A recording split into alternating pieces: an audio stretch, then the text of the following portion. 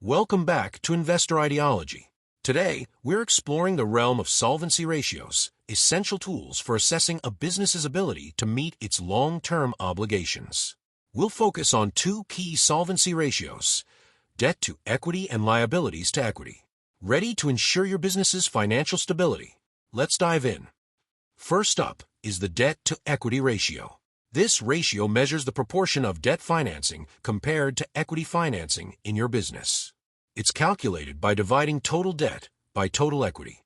The formula looks like this: debt to equity ratio equals total debt / total equity.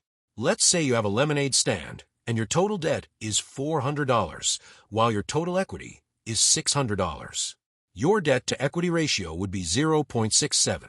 This means you have 67 cents of debt for every dollar of equity.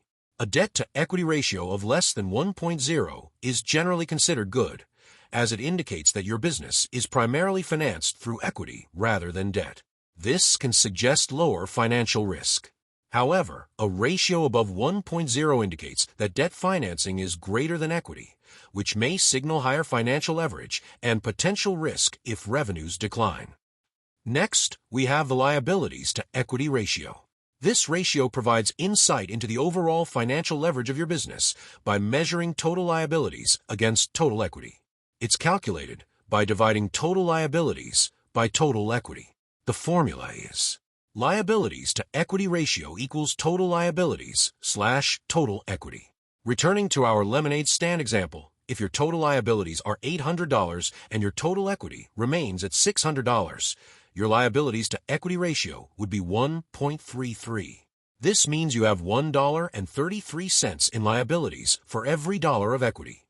A liabilities to equity ratio below 1.0 is typically considered favorable, indicating that you have more equity than liabilities, which suggests a strong financial position.